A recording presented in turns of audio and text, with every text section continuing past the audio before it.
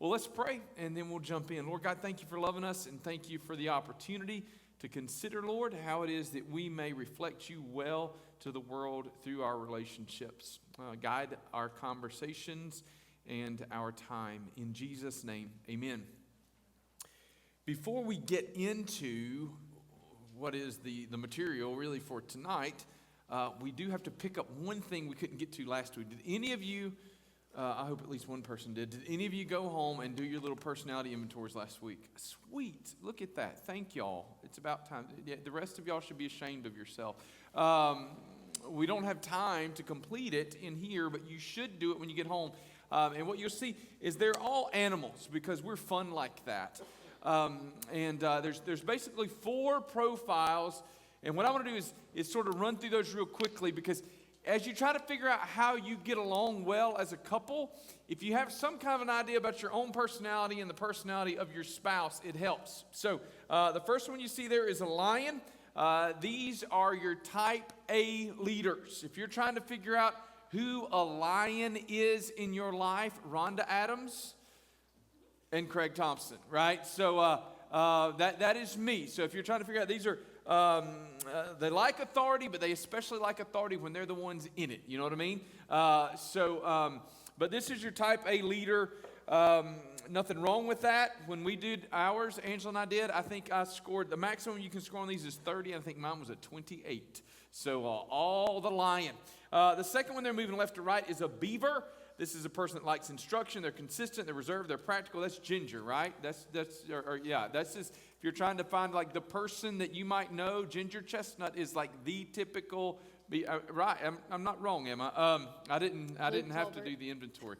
So they like controlled environments. They like instruction, and they are amazing at getting a job done. It's like, hey, could we do this? And then the next thing you know, that little tree has been gnawed down. The entire dam has been built, and you come back the next day, and there it is. So that's a beaver. The third one is an otter. These are like the ultimate encouragers. They can be visionary at times, but they are so fun. They're exciting. They promote. They mix easily. I don't think he's in here. Tom Austin is probably an otter. Just to kind of give you an idea. If we're trying to attach names, once upon a time he was a lion, but he's gotten too old for that, right? His age has humbled him, and he is 100% otter. For those of you that are looking at it, listen: infectious laugh, optimistic, creative, spontaneous, and fun-loving. That is him, right? Thank you. See, I told you. And enjoys popularity. All right, and then golden retriever. What is a golden retriever? The Barwicks are here. Y'all have 2 or 3 golden retrievers. Two golden retrievers. Why do they have golden retrievers? Because Mike Barwick wanted dogs that were not high maintenance, right? These guys just laid back. They're fun. They love routines. I did a video call with Dora Jane today, and 1 or 2 of the dogs just laying in the background, didn't move a muscle. My dog is not a golden retriever. He would have been all up in the video call. So who is your stereotypical golden retriever? Angela Thompson and Brian Chestnut. So they are fun. They love routines. So it's important to know who you are, because I know that I'm a lion. Now, knowing that about me, I'm aggressive, I'm take charge, I'm a leader. If there's a problem, I want to solve it. So that was off the cuff too. I didn't even expect that. That's awesome. Like when something goes wrong in your life, most of y'all are thrilled to death if Craig Thompson shows up, because when I show up, I'm there to solve the problem. I'm there to make you feel better. I'm there to resolve it, okay? What is the danger? There's a big danger, right? When you look at this, if you are in the X, so if you're a lion and you're married to a golden retriever, you've got some potential problems, okay? If you're a beaver and you're married to an otter, you got some potential struggles. What are some of those? Watch this. If I am a lion, as I am, and I'm married to the ultimate golden retriever, now what is that? You didn't want to be petted? No, my chair. Oh, I shoved you. I didn't mean to. So Angela, I like authority. I'm big and loud and boisterous. Look what Angela is: sensitive, calm, and non-demanding. Why do we have to be super careful? Because in a disagreement, she just wants to shut up and move on. Let's just pretend like nothing happened and let's go. And what am I? I want to, if I'm not careful, win the argument. Or if not win the argument, at the very least come to a quick solution. Let's fix it and move on. Okay? I run over her by accident if I'm not careful. It's really necessary. You can chime in on this anytime and tell me that this doesn't happen, and I'm really sweet and kind. Okay. Uh, No, you don't. so that was hurtful. But it is, because I'm super strong-willed, and my way is always right until I am proven wrong, right? I mean, that's just, and what's even worse about people like me is that I have strong opinions. According to some people in my life, I have strong opinions even when I don't know it. My face has strong opinions. Angela sent me a text today suggesting maybe I should get Botox. Not to deal with my wrinkles, but so that my face has time for my brain to catch up with it before I can register anything, you know? It's not very kind. But, so just... It was great.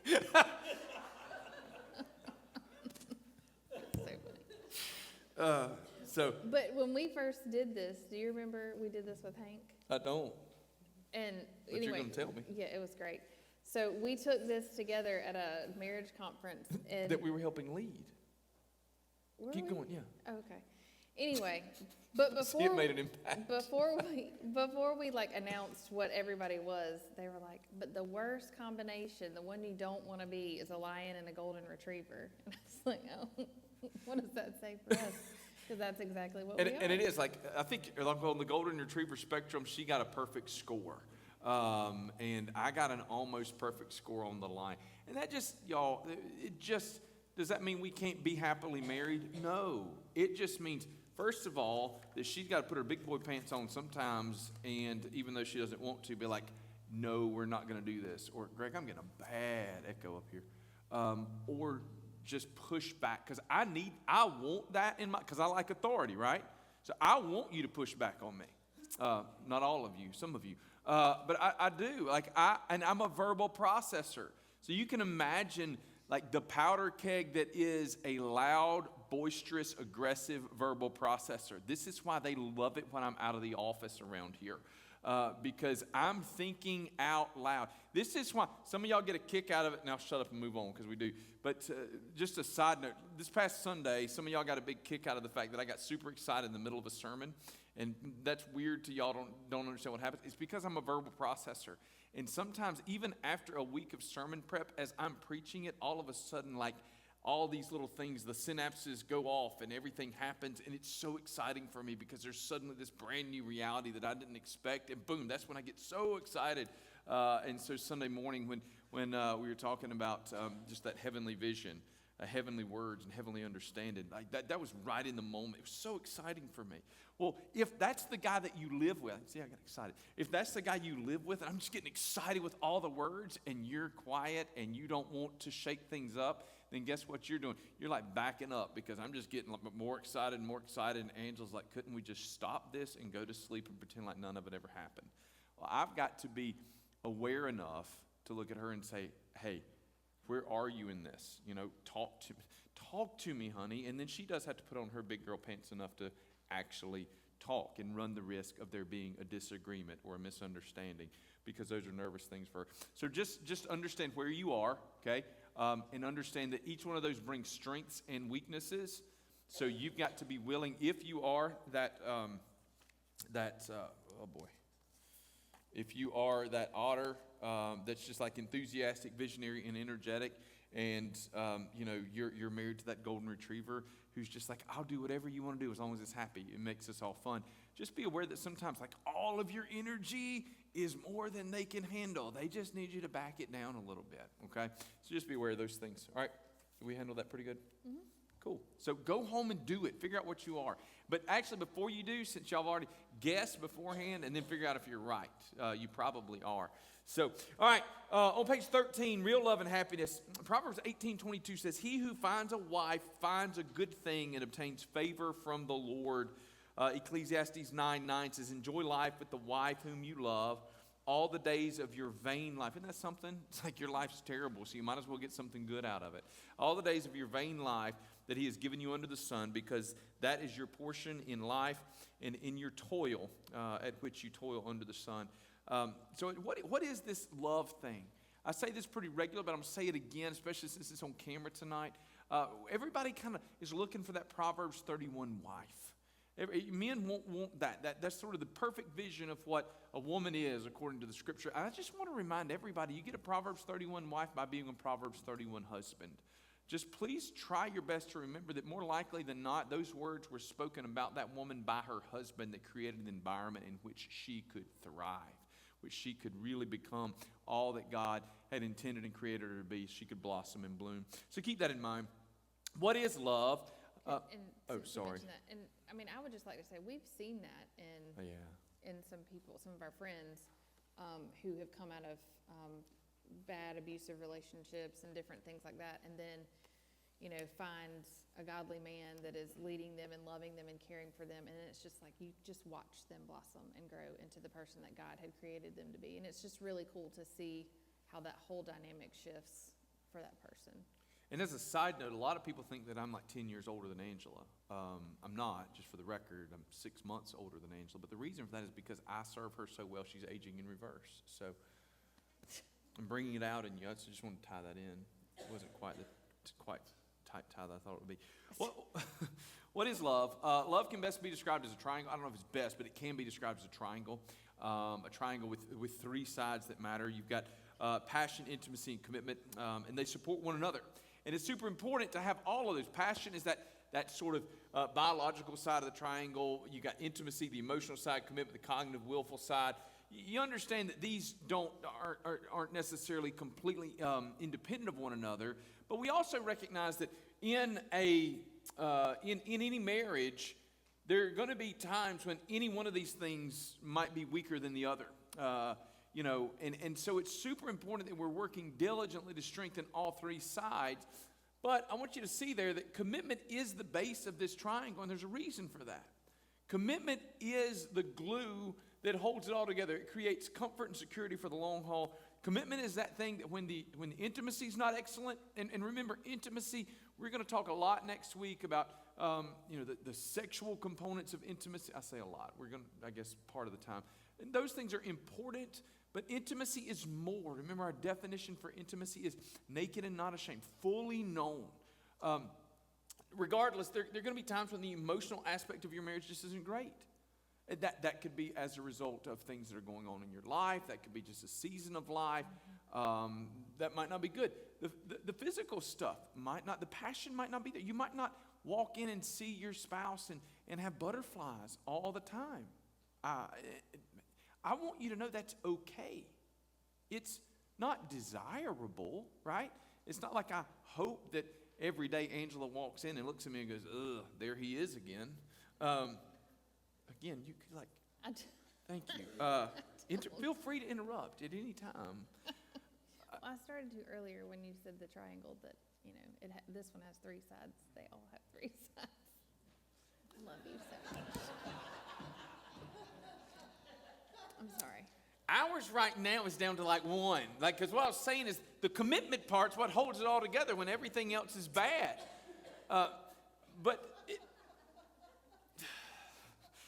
The commitment. It's been a really long day. What is commitment? It's that, and it's written in your book there, but it's that cognitive, willful decision. Commitment doesn't sound sexy, okay? Until you need it, right? Until you need it, because it's the part that makes the rest of it work. The Dinkins were in here last week as our longest married couple, and we joked around about have they always been good days, and they haven't. Ricky and Darlene in the back, I know Terry and Tracy are in the back. Y'all have been married for a number of years as well. But any one of y'all could tell a story. If you've been married more than 10 years, and especially if you've been married more than 25, you can tell a story of a period of time in your marriage. It might have been a week, it might have been a month, it might have been months or even years where things were just really challenging. You didn't come home and find all the joy in your marriage that you wanted to. You know what you find in that place? You find commitment. And commitment doesn't sound sexy or exciting. But you know what is amazing and sexy and exciting? 40-year relationships, 50-year relationships. And y'all, they only happen when we make the decision that I'm going to love you till death do us part. It's when we choose to honor those vows, okay? And it's not always easy. This is the part where you say it's been really easy for you. Wow. I will not lie. But it's not, but it's the decision, and it creates the environment for security in a relationship. When suddenly the physical intimacy is not excellent. You know, well, I'm not happy in this. Well, I know we're still going to be married next week because we made that decision. I know we're still going to be married next year because we made that decision. So it does that. You got the commitment part, the cognitive part. Just think about this. There's a big group in here, but maybe somebody wants to throw it out there. If you don't embarrass your spouse, that's important. But, you know, which of these three is the most challenging for you? Like for some folks, let's not do this because you're going to embarrass your spouse. But for some folks, like the physical part is the most challenging. Like for whatever reason, maybe it's a season of life. Maybe it's the kids. Maybe it's, you know, it's 100 different things. And that's a challenging part today. For some folks, it's the intimacy. And here, I don't necessarily mean the physical intimacy. I mean like the emotional, spiritual intimacy. You know, it's a hard season of life, and you just feel very vulnerable, and you're very uncomfortable being transparent with your spouse. You know, some of you, it might be the commitment. And y'all, if that's you, listen, if the commitment part's the hard part, let me say this to you. Let's get that fixed today. Right? Let's get that fixed today. The other stuff is super fixable. The lack of commitment is very difficult to repair. Okay? When a couple comes into my office and they want to stay married, we can keep them married. When they come into my office and they are looking for other options, it's really difficult to maintain those relationships. Okay? So, and we live in a culture that doesn't celebrate the commitment part of marriage. It's all about the feelings. What's the potential result if your love triangle becomes, we got to change that language. Ginger, that can't say love triangle anymore. We need to fix that. The culture has shifted. Wow. Wow. Let's move on. What is your, You said it. I wrote it. What is your love language? Gary Chapman, any of y'all read Gary Chapman's stuff, 5 love languages? Good. He identifies 5 love languages. They're gifts, quality time, words of affirmation, acts of service, and physical touch. Angela, what are mine? Words of affirmation and physical touch. What are mine? Yours are quality time and acts of service. So what you will notice is that Angela and I don't have the same love language. Nope. Not at all. I also love to give and receive gifts, okay? Love it. But regardless, like when we don't have love languages that match up, we have to be real careful because there are times when I have tried my best to show my love for her and she has not felt loved at all, right? Or when she has tried to show her love for me and I've not felt loved at all. Because look here, she doesn't need to speak to me. She doesn't even need to speak to me or touch me to feel like she loved me well. All she got to do is cook me dinner, and she feels like, man, she really handled it. If the house is clean and dinner is cooked, she told me that she loved me, okay? And I walk in the door, and if she didn't speak to me and I didn't get a hug, I feel like I have been absolutely ignored, okay? Well, then by the time we get ready for bed, and I've given her the cold shoulder all night, but she couldn't care less. She wasn't looking for me to talk to her anyway. She's like, this is amazing. He's sitting near me. He's not talking. I won. I cooked him dinner. I cleaned the house. Right now, I'm getting quality time. And he sat close enough to me. And look, I was mad, so I went ahead and threw all my dishes in the dishwasher because I didn't want to talk. And she's like, he even cleaned up the dishes. And she thinks, we has had the best night ever.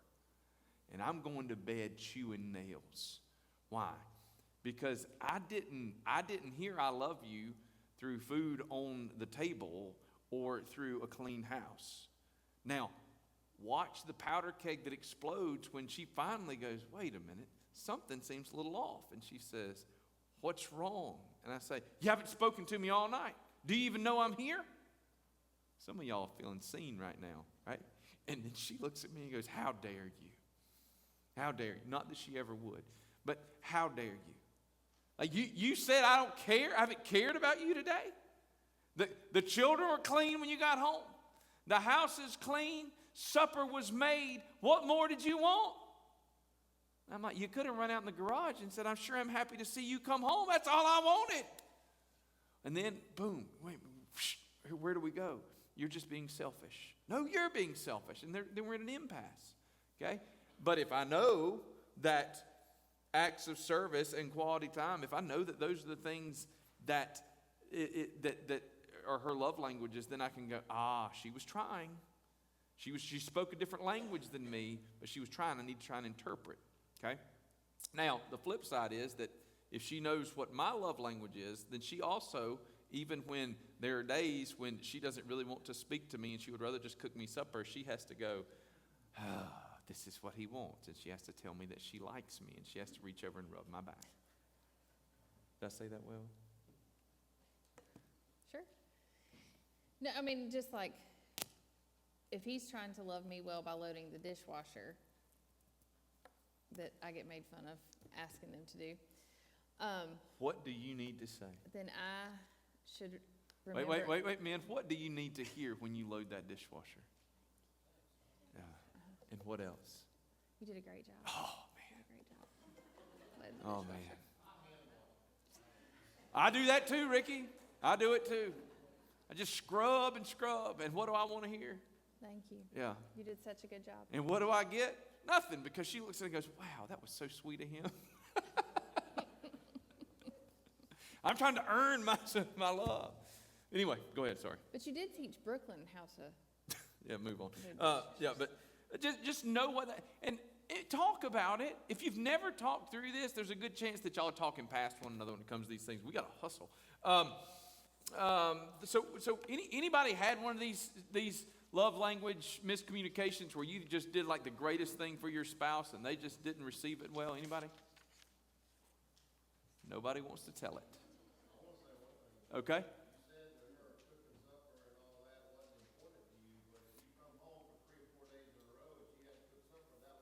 You're right, and I shouldn't have said it that way. It's awesome. You're right. I spoke a little bit too broadly right there.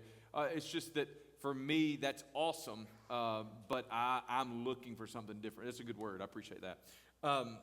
But the love language thing, somebody in our church bought their spouse a microwave for Christmas one year. That person will remain nameless, and it didn't go well. It wasn't a well-received gift because they didn't understand the language, okay? I have a wife who asks for a vacuum cleaner for Christmas. Okay, I refuse to buy it. I will buy her a vacuum cleaner, but that's not her Christmas gift. But for her, that's awesome because, again, like acts of service, like she feels loved because I met her need. And I'm like, baby, I'll buy you a vacuum cleaner, but it's not going to be your Christmas present. But it's just important to think through those things. And then to try to match your love language to what your spouse wants to hear. If I know that for Angela it's acts of service, then I need to wash the dishes sometimes, right? Because that matters to her. And I need help from my friend like Ricky, who helped me get furniture into the house for her. She got home and it was all set up. So that was something that helped her to feel loved. There's think about with your intimate stuff, and we're going to talk a little bit. We talked about this a little bit last week. Think about how you schedule these things, right? When you're looking at that balance between, especially your the physical things, the emotional stuff. Just make sure it makes it into your schedule, into your calendar. And if you've got your calendar stacked so full that you don't have time for your spouse, that's bad, right? Figure out what that time is and understand spontaneity is amazing. The movies are made up for spontaneous things. That's fun, Spontaneous doesn't work when you've got a 3-year-old in the house, because the spontaneous things with a 3-year-old is vomit. You know, I mean, seriously, like the spontaneous thing with a 3-year-old is usually not sexual intimacy. It's something else. And that's okay. Those are seasons of life. That means that if you can't get the spontaneous thing, and look, it doesn't have to be a rigid schedule. You might not have to circle it in, say the 13th of the month, this is what's happening. It might simply be that, Friday evenings is time for us, or Saturday mornings, or Monday night, whatever works. There's not a set thing. It's just taking care of one another. So think about spontaneity as a bonus. And remember, I'm sorry, did I interrupt you? Well, and I was just going to say that with that, sometimes, I mean, we all have different seasons where, it ebbs and flows or whatever, but sometimes we think about having like younger children, but as more and more people are helping to help their own parents, like caregivers, yeah, sorry. I told you it's been a long day. As their caregivers, and so you might have a loved one living in your home or where you're taking care of them as well. I mean, but that is another, thing that... Fear. It's not a fear. It's not a fear. Okay. You're being recorded. Anyway, but you just have every season, because often we think about when you have small children, but there's different challenges for each season of your life. So you need to start now trying to make those. And we thought that for some of these things, small kids would be the most challenging part. Teenagers never sleep. No. They're always present. Even when they start driving and people are like, they'll never be home, somehow they're always home at the time you don't want them there. And you're just like, where did you come from? Why are you in my room again? Like, my small children didn't spend near as much time in my bedroom as my big children do. And why are you in here? Why are they in there? Because they're robbing clothes out of their mama's closet. Just take time. Love has stages. Keep that in mind. Let's talk through a few of those. The initial stage of love and marriage is romance. This is fun. This is awesome. This is the wedding day. This is engagement. It's what everybody dreams about. The second stage is the power struggle. This is the keys to the relationship. This is about when does that come about? It's a little different for everybody. It's usually somewhere around year 3 or 4, but it's really not about the chronology. What brings about the power struggle? And this is, or the struggle between roles in your marriage. It's kids, for the most part. That's not exclusively the case, but the reality is when children come along, all of a sudden, those things that didn't require planning or didn't require delegation of responsibilities suddenly do, because mom is feeding the baby and all these other things have got to be done, or whatever the case may be. And at that point, sometimes you get this struggle in your marriage. Like, okay, we had just figured this out up till now, but suddenly our schedules are more complicated. How are we going to take care of dinner every single night? Who's going to handle the laundry? How are the floors going to get swept and mopped? And how are we going to vacuum? These aren't usually big things, but they just create little tiffs. And again, if it comes about when children are involved, then guess what? You're sleep deprived, and you're trying to figure out how all those things work. The next stage of relationship, cooperation. Couples relinquish the illusion that their partner needs to make them happy, and they redefine love by coming to grips with the fears and defenses and projections and hurts.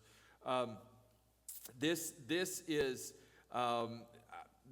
kind of the stage that Angela and I are in right now, to kind of give you an idea. This is going to be somewhere between, and none of these, it's difficult to find this happens at year 10. But once you kind of get through the part of sort of figuring it all out, this is how you're cooperating. This is getting kids to ball practices. This is figuring out how dinner is going to take place. This is high-fiving each other in the hallway on the way out the door, because we're just cooperating to make life work together, okay? The next stage is mutuality. This is when you feel really good with one another. There's a secure sense of belonging. Again, this cooperation and mutuality, they really kind of go hand in hand. We begin to see this somewhere 18 to 20 years usually, and it lasts for a little while. But the one that we're all aiming for is that co-creativity. This is empty nesters almost exclusively. And let me just say this. If you're in here and you're empty nest, you are the best thing about our church, or you at least have the potential to be, because as empty nesters, you suddenly have time. You have time that you didn't know you had before or didn't know you had lost. You realize you're not just made for each other. They're called to a ministry of love beyond themselves. These are my favorite people. These are the people that get their kids out of the house, and then they look around and they go, okay, who do I get to invest in now? How do I get to continue to make the world a better place? The people that you don't want to be is this person. You get your kids out of the house, and then you go, all right, I've done my duty. Check mark. I'm going to check out. You don't. These are the folks that check out of church and check out of life just because they got their kids out of the house. No. You get a new lease on life when you get your kids out of the house. And I think we have a number of people in our church that are in that time of their life, and they really do pour into others, and it's so beneficial. Yeah. Not just for other couples, but I mean, I've seen several of them pouring into our youth, in some of our kids showing up at sporting events or, different things that they're involved in. And it's just, it really makes the church a family, and it really helps the community. And just one little bitty sermonette here. A lot of people go, well, I thought when I retired I'd get to slow down. Now I don't have any more time than I ever did. Y'all, you do, okay? Stop saying you don't, you do. And I'm gonna tell you how. Because a lot of y'all know what it's like to sit down at 7 o'clock and to watch Jeopardy and Wheel of Fortune. Okay? At 7 o'clock you go, oh, I've got some time, because you don't have 6 loads of laundry that have to be washed. You don't have 8 ball games that had to be attended this week and all the other things, right? So just celebrate that and look around and go, all right, I picked up 6 hours of my week that I never had before. Maybe I can give 1 or 2 of them to somebody else or to something else, okay? Look for those opportunities. I talked with one of our empty nest, one of the guys in our church just this week. Empty nest is like 7 o'clock. I kid you not, I'm on the phone. He'd call me about something related to the church, and I'm on the phone. I didn't even tell you this. It's so funny. I'm on the phone, standing in a kitchen. Angela and the 2 older ones are out of the house somewhere. Sloan and Brooklyn were in the kitchen. I'm trying to have like a real adult conversation on the phone, and as I do, the 2 of them are standing up, and she just slaps the fire at him right in the face. Just wham! And I don't know what they were doing. They were both laughing about it, but I mean, like, it was so loud that the guy on the phone said, man, what was that? I mean, she slapped him in the face. And fortunately, it was somebody that I have a good enough relationship with that when I freaked out on my kids, I was like, what are you doing? He's dying laughing. He's like, I'm so glad that my pastor is yelling at his children. I said, she just slapped him in the face. And then after it was over with, I said, what are you doing? He said, what do you mean? I said, what are you doing at 7 o'clock? He said, well, I'm just sitting here. I said, what? I want that in my life, that is, I said, you don't have a kid slapping another one in the face at 7 o'clock. All right, how do we get there? Listen, are you willing to give up some of your preconceived notions about your spouse and about yourself and decide, you know what, this isn't about us anymore? There's a whole world that we have an opportunity to engage with and to change. We actually can be a team working together to make a difference in the world around us. And I mean, I'm really not in a hurry to get my kids out of the house. Wyatt's going to leave this year, and I'm just broken about it. But I do look forward to the opportunities that will come for us in the next 10 years when our kids are gone and we have some of those opportunities. I also look forward to being like the world's greatest grandpa, so that's a big deal for me. So, making love last a lifetime. Did I hit all the high points on that? Marriage is work, and it's not. When I say work, a lot of times people can go, oh, wow, that work's not bad. Remember that. Work was not a product of the fall. Adam and Eve worked in the Garden of Eden before sin entered the world. Work can be a good thing. So when I say that marriage is work, I'm not saying Angela is work. I'm saying maintaining our relationship is work. And it's good work. It's cultivating work, like farming, right? I've got to cultivate this relationship. And to make sure that it stays fresh. So a few steps for cultivating that. Number one, practice meaningful touch. Y'all might have noticed, I keep reaching over and touching her while we're talking. First of all, I do that a lot because that matters to me. The other thing is, this is not her happy place being on stage, and so I keep doing this just as a way, hopefully, to make her feel just a smidge more comfortable. But it's important. I want to make sure that I touch her more than anybody else on planet Earth does, okay? And I mean that. Like, she shouldn't find somebody else that hugs her more than I hug her. That gives her more high fives than I give her, that just rubs her on her head more than I do. Like, that is important. Why? Because we all benefit from physical touch. Physical touch matters, and it communicates a lot of things. And if she's getting that somewhere else instead of from me, then that could be detrimental to our relationship, okay? Plan, we're good there? Anything you want to add to that? Plan mutually enjoyable experiences. This is, again, how do we cultivate things? Find something that we're both going to enjoy. What's something we both enjoy? Going for a walk, Yeah, we're kind of boring. watching a movie, listening to an audiobook or a podcast. We do like to listen to audiobooks together, which is really boring. But just find those things that you enjoy and do them together. And it's okay if it's weird. It's okay if nobody else likes it. Maybe it's board games for y'all. Y'all collect board games, don't you? I think that's super weird. It is not. But it doesn't matter.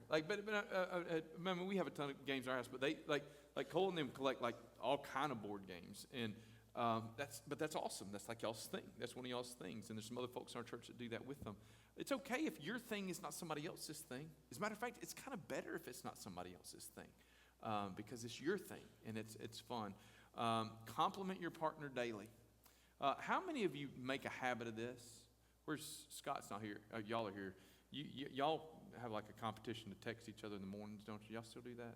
I made that up. Aaron, Scott? Yeah. We're going to go with yes. Yeah, I think so. Wow, you need to pay better attention. Go check your texts. So, and hope they're good.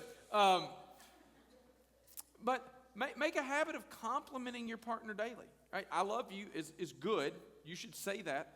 But find a reason to compliment your partner. Tell them they did a good job. Did your wife cook you dinner? To Ricky's point, make sure she knows that you enjoyed it.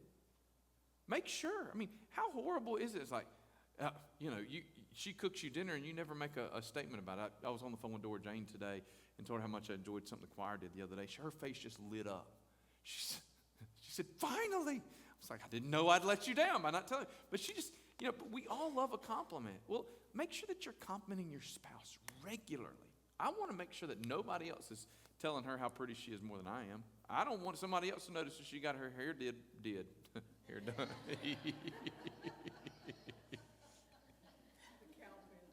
Yeah, that's right. Oh, mercy. So compliment your partner. Cultivate intimacy. Spend time together. Listen with a third ear. You want to explain what that means?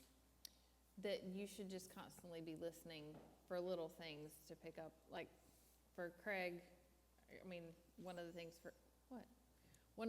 for him is he tries to make sure that he's listening. Like I was listening to a podcast a while back about Stevie Wonder, and so then he did a post on social media, and he was so proud of himself. Yeah. He was so proud of himself. And he was like, did you see it? And I said, yeah, that was so sweet. Thank you. And I guess because I didn't praise him enough for it.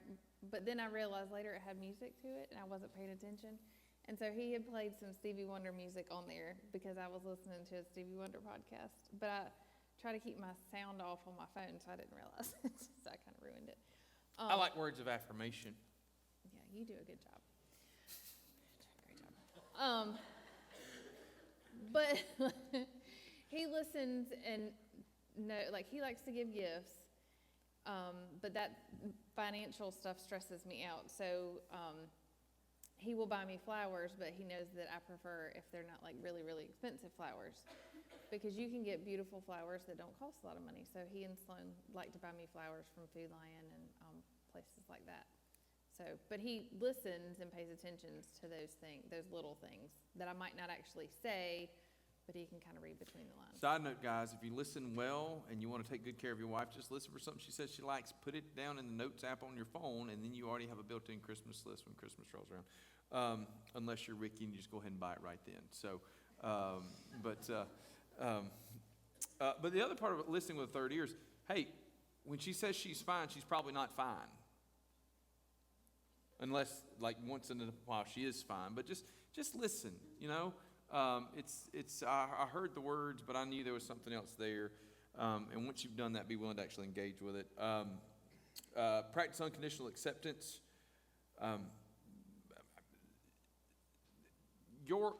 There's a quote, I think it's in y'all's book. There's a quote up there: "Work to avoid anxiety in the relationship." The world is like stressful enough.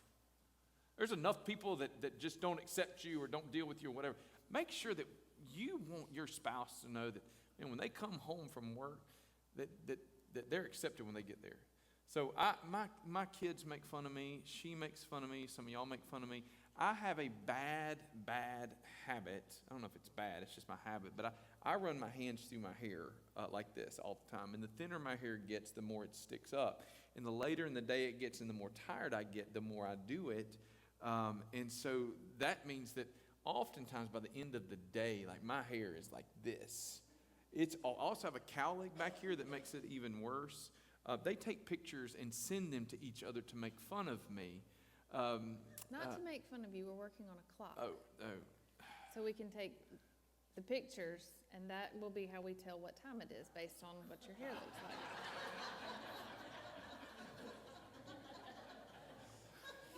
like.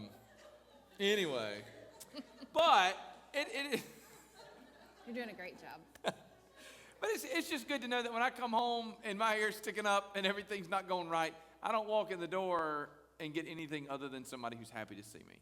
She might not run and tell me, but she cooked me dinner, so I'll know that she was happy to see me when I got there, right? It's true. It is true. But just do that. Explore spiritual, focus on commonalities. Y'all, we have a lot of things that are different. She doesn't really like guns, which is weird to me. I don't understand that. We just don't talk about them. Me and Brad can talk about that. She doesn't. There's a lot of things that Angela doesn't like. We're just not going to harp on those. There's a lot of things that we both enjoy. I don't like mushrooms, and she does. So we don't talk about mushrooms. But we're not going to go to like a mushroom restaurant and eat them because I don't do that. But we just eat all your mushrooms every that's Friday right. night from Right. Just Blue put them Buffalo right over there. Pizza. So just focus on things. It's just so cancerous when all you do is look for the things that you guys don't have in common. And then explore spiritual training. Go to church together. Read your Bible together.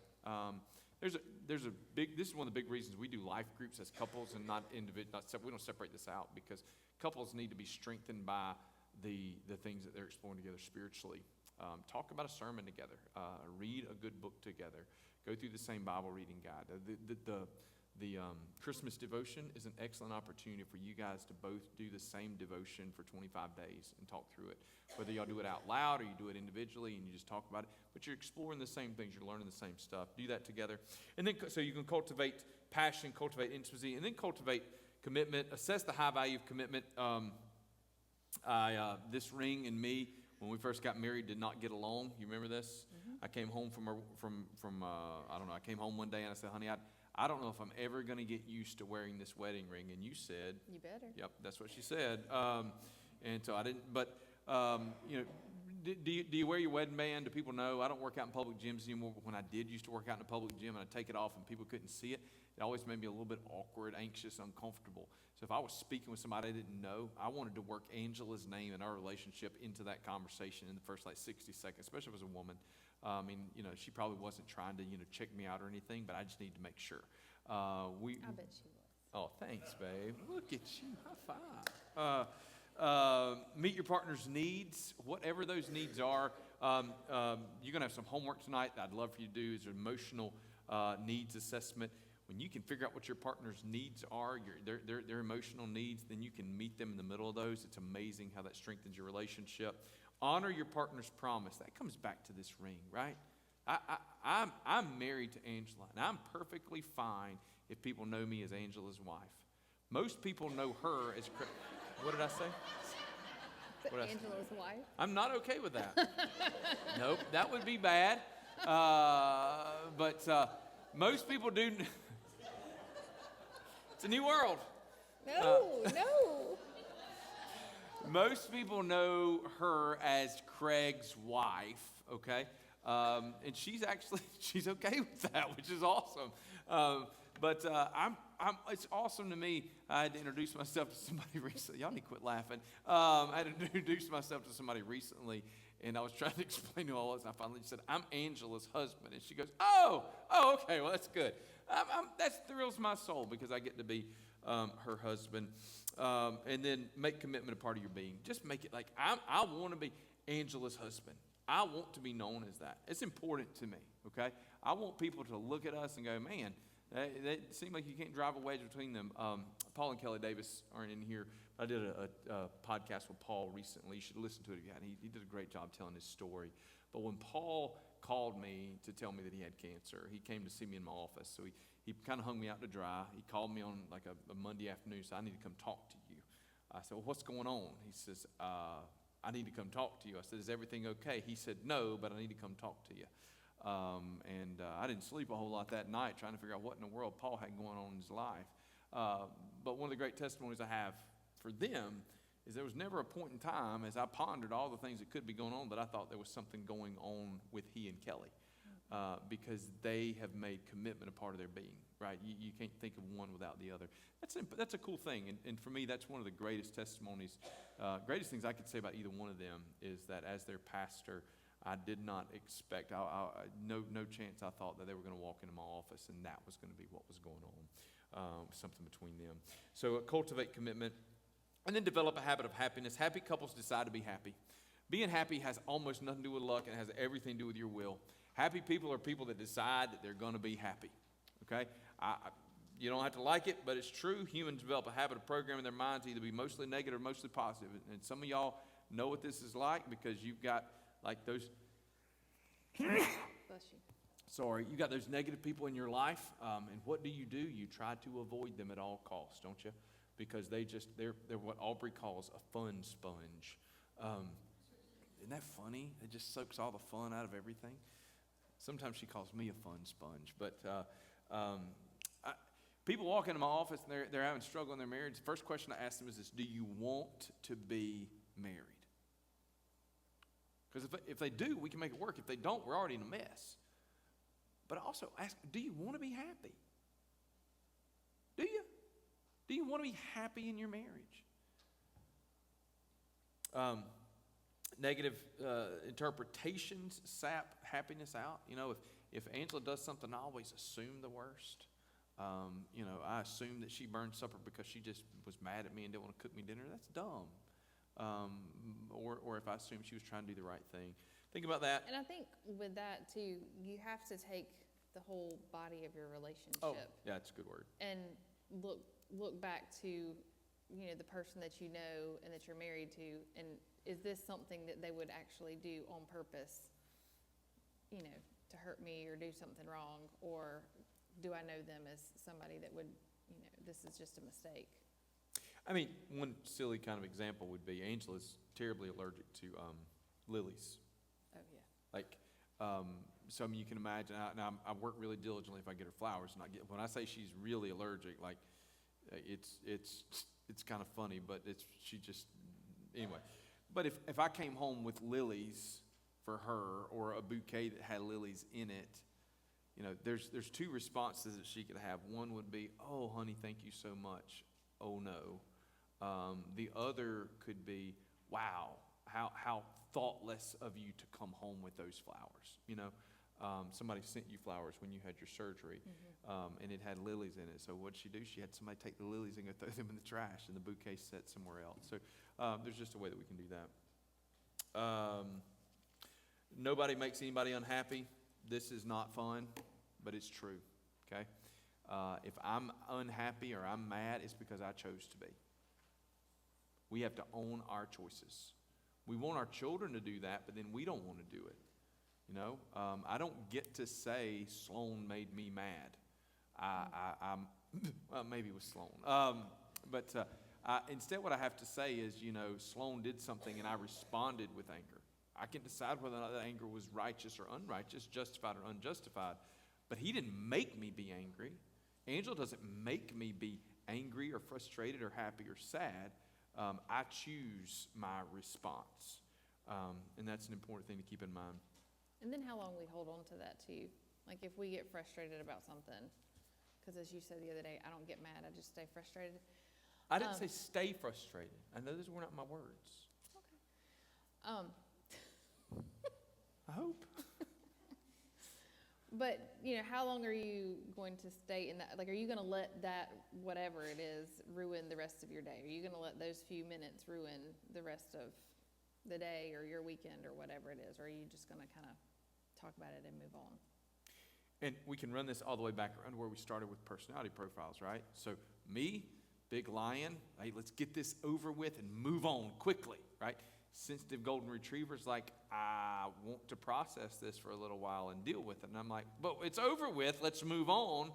Trying to figure out how do we give that space? How do I figure out, give her the space she needs? How does she figure out, okay, I'm not going to hold on to this forever, and we're going to find a way to move forward. So a couple communication things that we kind of get through. A few things that every husband should know, and that she wants you to know. She needs to be cherished. She needs that.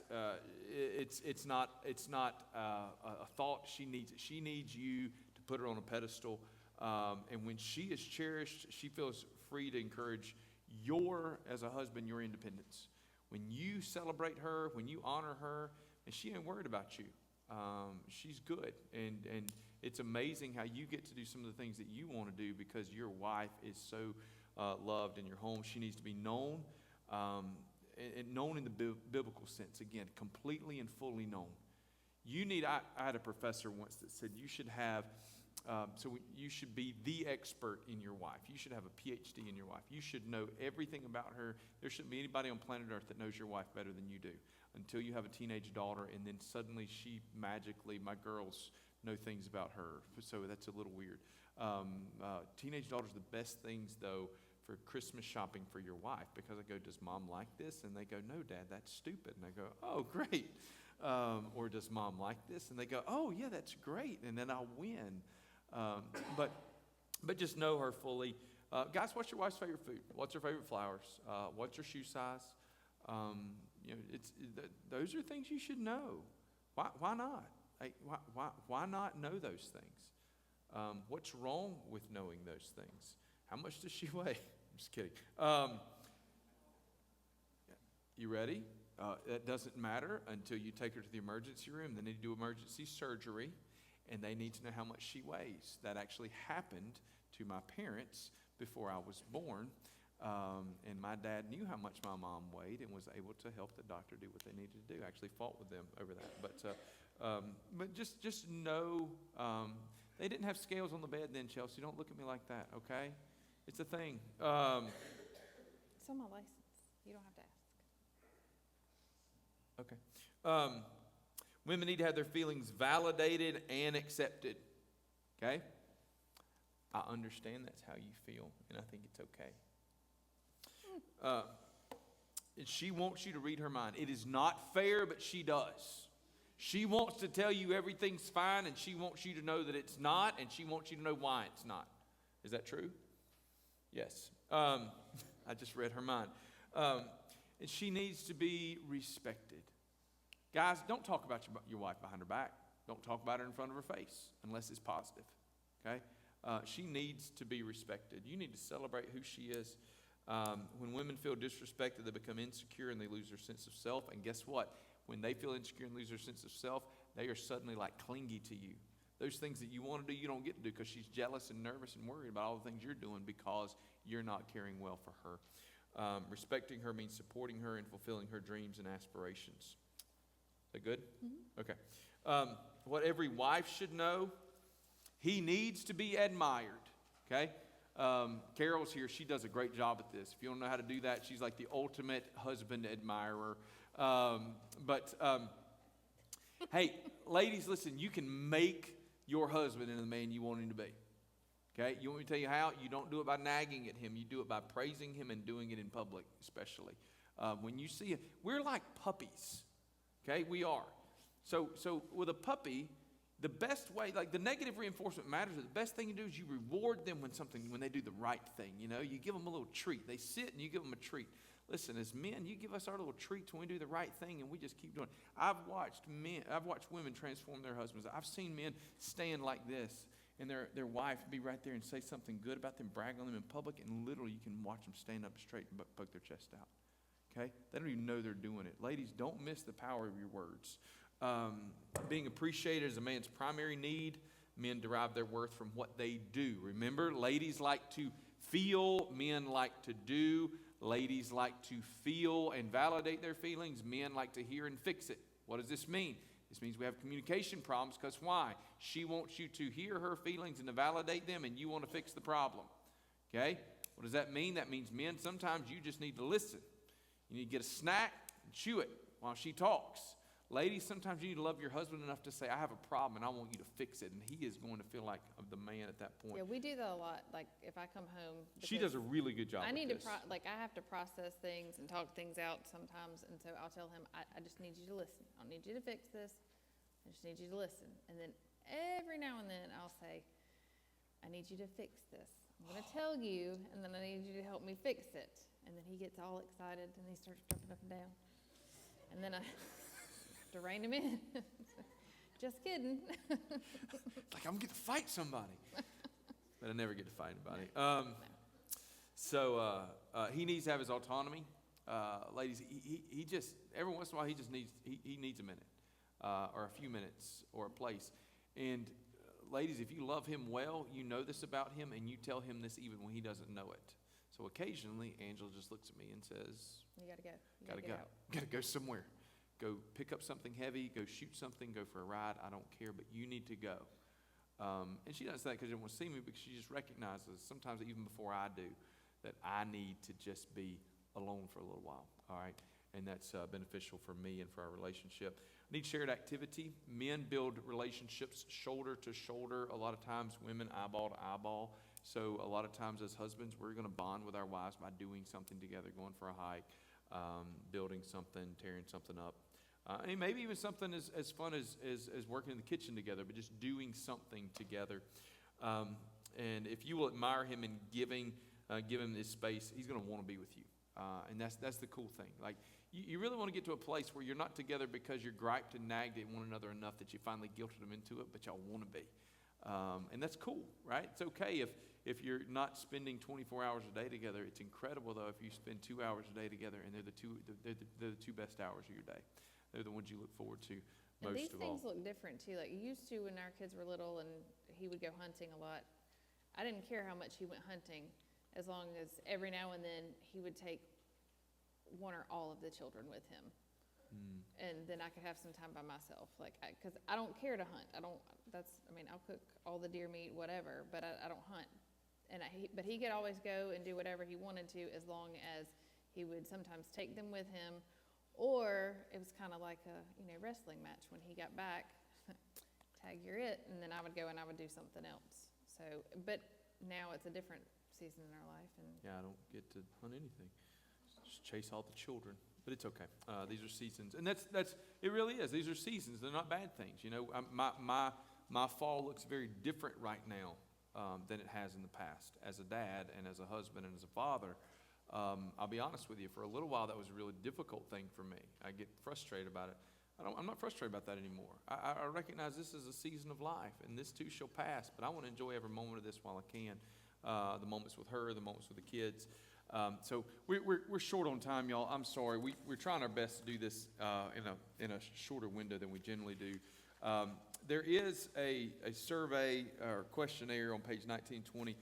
I really would encourage you guys to do this if you've never done something like this. It's really good for your relationship. You don't have to come back and talk about that, but just compare your answers with one another. If your spouse sitting here, take a copy and y'all do it separately or together, and then talk about it. Think about how your needs are different, how they're similar, how it is that you can love one another well. It's good. It's good to know what your spouse needs and desires, because otherwise you might be giving them what you want to give them, but you haven't actually met them at the point of their need And look, some of y'all are like perfectly matched. Y'all both desire the exact same things, okay? Good, okay? Y'all are the rare ones. Most of us, it's not that way. Most of us have different kinds of needs. For Angela, look, she wants security. Physical, mental, emotional, spiritual security. Like if there's a noise downstairs, she wants to know that I am going to go find out what that noise is, and I'm going to kill the spider. That's what's a big deal for her. That security is her need. I know that, so I'm going to take care of that.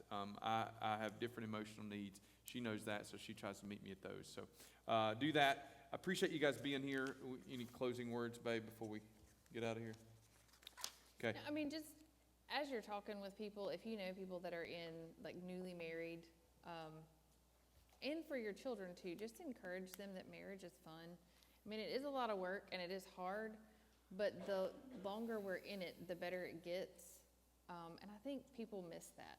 Like they just. I was talking with the girl that cuts our hair yesterday about getting married, and she goes, "I don't want to rush it, you know." And we got all these other things that we want to do and then get married, and we got interrupted. But I was like, "Man, just get married and do them together. Grow up together. It is fun for those of you young people that are thinking through it like real young folks. Like, I mean, if I had to do over, it'd be cool if we'd known one another longer and met earlier and all other stuff. So We might not have. we'll share testimonies another day. All right. You want to pray for us when we're done? Sure. Dear Lord, we love you and we praise you. We thank you for this day. We thank you for this building and more importantly for our church family as we come together, Lord, just to learn more about marriage and what it's about. We just thank you for the picture that it gives us of our relationship with you. We thank you for the sanctification that it also brings as we hopefully are drawn closer to you through our marriages. I just thank you for this church family and for all that they mean to us, and I ask that you just be with us as we go from out this place. We ask all these things in Jesus' name. Amen. Amen. Awesome.